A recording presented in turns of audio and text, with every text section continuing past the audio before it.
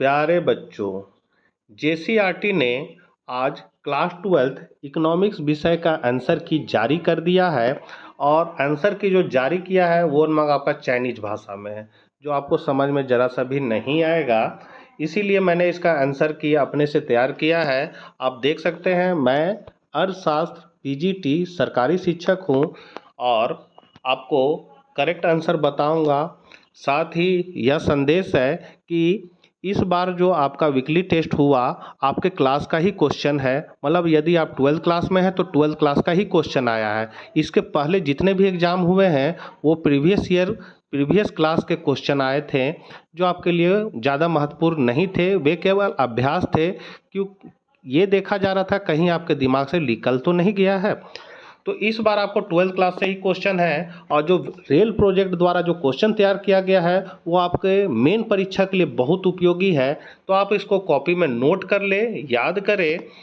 और इसी तरह की यदि आपको वीडियो चाहिए तो चैनल को जरूर सब्सक्राइब कर ले यदि आप इस चैनल पर नए हैं, और बेल आइकन को दबाकर नोटिफिकेशन ऑन कर लीजिए, जिससे आपको वीडियो सबसे पहले प्राप्त होती रहेगी। तो हम लोग अपने आंसर पर चलते हैं। आज का आपका क्वेश्चन आपने देख लिया है। आपका इकोनॉमिक्स का एग्जाम था क्लास 12 का, देख सकते हैं 90 मिनट का था। तो आपका पहला ऑब्जेक्टिव क्वेश्चन था, अर्थशास्त्र का पिता किसे स्वीकार किया जाता है। हम लोग सभी जानते हैं अर्थशास्त्र का पिता जो है वो एडम स्मिथ को स्वीकार किया गया है।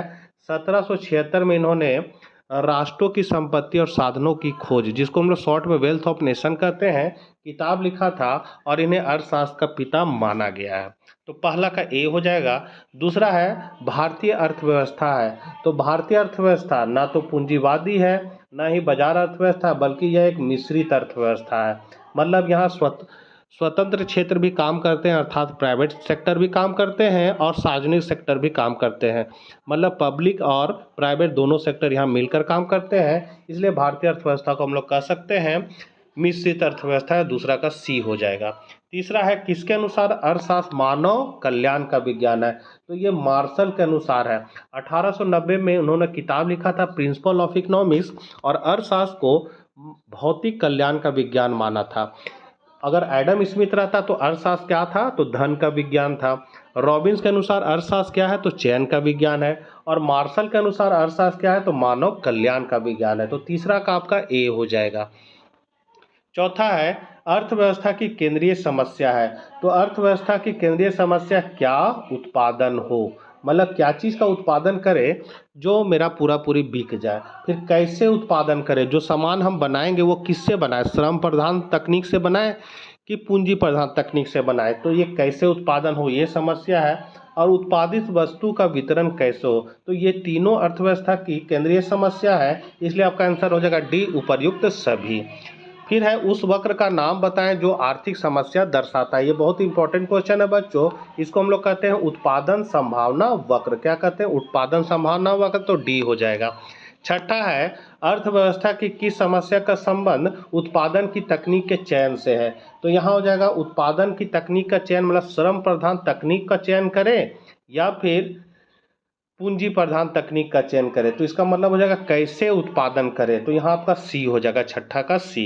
सातवां है, समष्टि अर्थशास्त्र अर्थव्यवस्था के अंतर्गत निम्न में किसका अध्ययन किया जाता है। तो समष्टि अर्थशास्त्र मतलब होता है संपूर्ण अर्थव्यवस्था को एक इकाई मानकर अध्ययन करना, और इसमें व्यापक अध्ययन किया जाता है। जैसे राष्ट्रीय आय हो गया, पूर्ण रोजगार हो गया, कुल उत्पादन हो गया। तो ये सारे समष्टि अर्थव्यवस्था के अंतर्गत अध्ययन किए जाते हैं। आपका आंसर डी हो जाएगा, उपर्युक्त सभी। आर्थिक क्रियाओं के अध्ययन के संदर्भ में अर्थव्यवस्था को दो शाखाओं व्यष्टि और समष्टि में निम्न में से किसने विभाजित किया। ये देखिए बहुत इंपॉर्टेंट क्वेश्चन है, बार बार एग्जाम में आता भी है। रैगनर फ्रिश इसका आंसर हो जाएगा। रैगनर फ्रिश ने ही अर्थशास्त्र को व्यष्टि और समष्टि में बांटा था। General theory of employment, interest and money नामक पुस्तक किसने लिखी।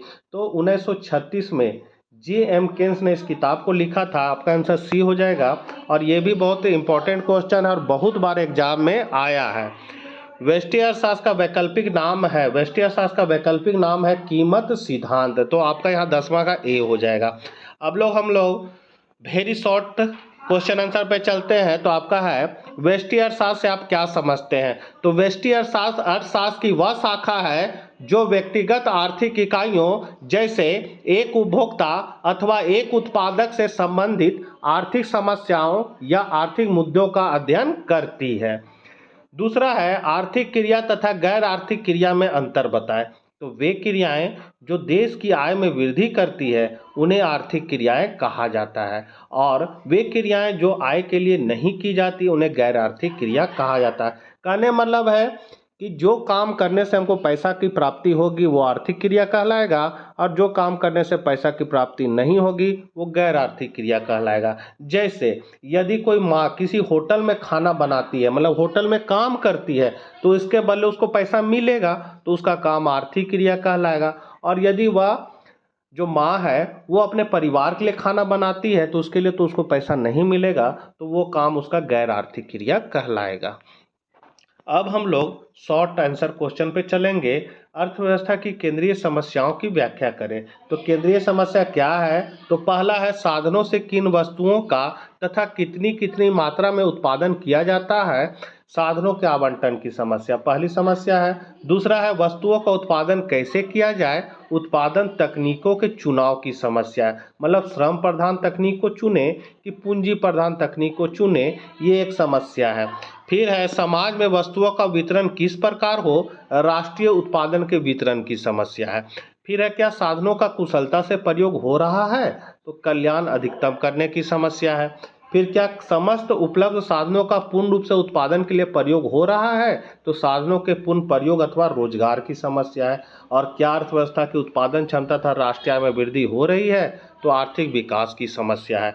इसको हम लोग शॉर्टकट में कैसे याद रखेंगे, अर्थव्यवस्था की केंद्रीय समस्या को, तो यहाँ है साधनों के आवंटन की समस्या पहला हो जाएगा, दूसरा उत्पादन तकनीकों चुनाव की समस्या, फिर राष्ट्रीय उत्पादन के वितरण की समस्या, कल्याण अधिकतम करने की समस्या, साधनों के पूर्ण प्रयोग अथवा रोजगार की समस्या और आर्थिक विकास की समस्या। इतना भी लिखेंगे तो नंबर मिल जाएगा। 14 है उत्पादन संभावना वक्र की मुख्य विशेषताओं का वर्णन करें। तो पहली विशेषता है, देखिए उत्पादन संभावना वक्र कुछ इस तरह का होता है। तो ये क्या है, ये आपका मूल बिंदु, इसकी ओर क्या है, ये धंसा हुआ है, तो इसको हम लोग कहेंगे कॉनकेव वक्र, मतलब नतोदर वक्र कहेंगे। तो इसलिए पहला इसका विशेषता है उत्पादन संभावना वक्र मूल बिंदु की ओर नतोदर होता है। दूसरा है एक उत्पादन संभावना वक्र दो वस्तुओं के असंख्य किंतु वैकल्पिक संयोग को जोड़ने से बनता है। तीसरा है उत्पादन संभावना वक्र पर स्थित एक बिंदु से दूसरे बिंदु पर जाने पर दो वस्तुओं के संयोग में बदलाव होता है। 15 है व्यष्टि या समष्टि अर्थशास्त्र में अंतर करें। तो पहला अंतर है कि इसमें व्यष्टि में क्या होता है, तो इसमें व्यक्तिगत आर्थिक इकाइयों जैसे एक फर्म एक उपभोक्ता आदि की समस्याओं का अध्ययन किया जाता है, जबकि समष्टि अर्थशास्त्र में क्या होता है, तो कि अर्थव्यवस्था को एक इकाई मानकर इसकी आर्थिक समस्याओं का अध्ययन किया जाता है। फिर व्यष्टि अर्थशास्त्र को हम लोग इंग्लिश में माइक्रो शब्द कहते हैं, जो ग्रीक शब्द माइक्रस से बना है, जिसका अर्थ होता है छोटा या सूक्ष्म, जबकि मैक्रो जो है वो या समष्टि अर्थशास्त्र क्या है, अंग्रेजी भाषा मैक्रो शब्द से बना है, जिसका अर्थ होता है विशाल अथवा व्यापक। व्यष्टि अर्थशास्त्र का मुख्य उद्देश्य संसाधनों के सर्वोत्तम बंटवारे से होता है, जबकि समष्टि अर्थशास्त्र का मुख्य उद्देश्य पूर्ण रोजगार व विकास से होता है। इसकी मुख्य समस्या का कीमत निर्धारण होता है, जबकि इसका मुख्य समस्या आय और रोजगार का निर्धारण है।